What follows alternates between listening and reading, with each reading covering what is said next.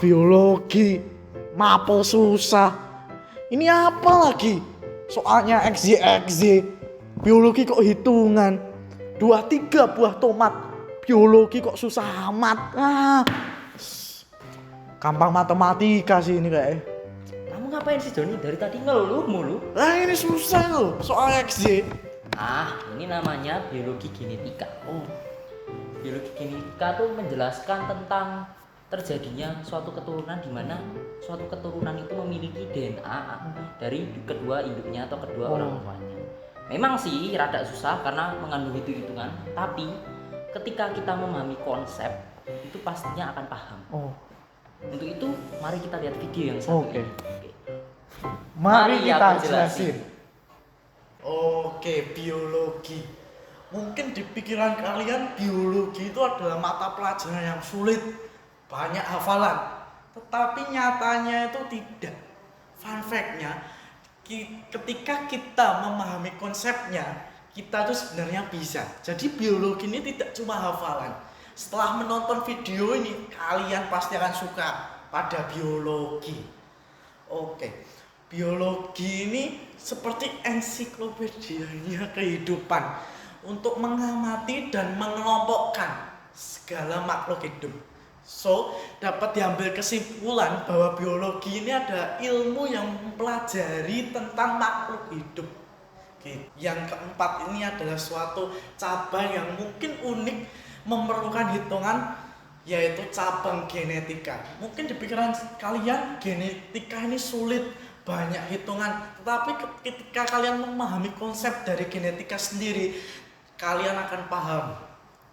Jadi genetika ini adalah ilmu yang mempelajari tentang pewarisan sifat. Materi genetik ini memegang peran penting dalam suatu genetika.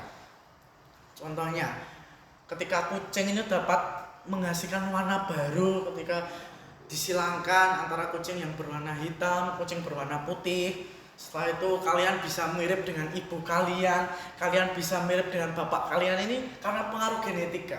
Jadi kenapa kalian bisa mirip dengan bapak ibu kalian? Karena ketika bapak itu menghasilkan sperma, itu menghasilkan materi genetik.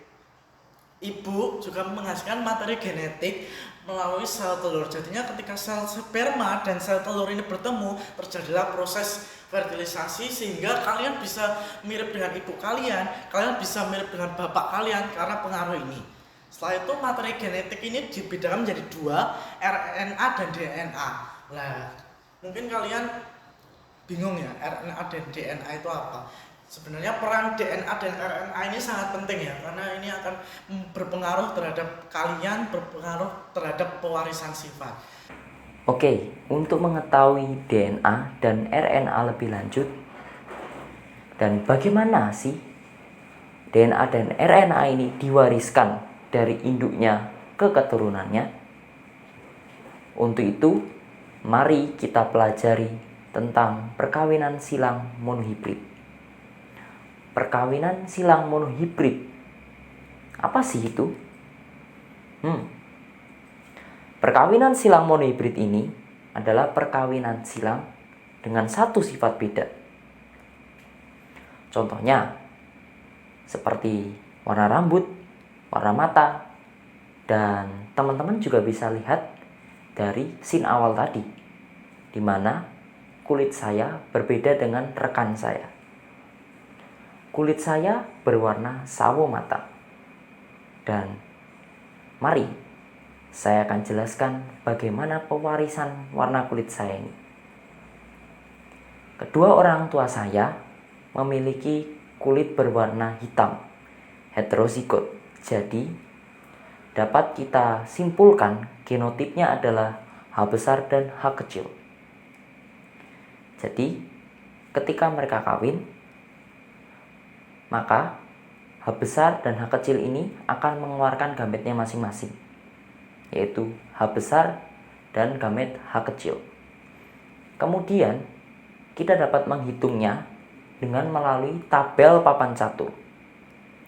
Kita memasukkan setiap gamet ke tabelnya dan memasangkannya. Kemudian kita akan memperoleh hasil, yaitu H besar H besar, H besar H kecil, H besar H kecil, dan H kecil H kecil. Ketika sifat dari induknya itu dominan, maka genotip yang mengandung H besar otomatis berwarna kulit hitam. Sehingga dapat disimpulkan H besar itu akan menghasilkan warna kulit hitam. H besar H kecil menghasilkan warna kulit hitam juga. Sedangkan H kecil dan H kecil akan menghasilkan warna kulit putih.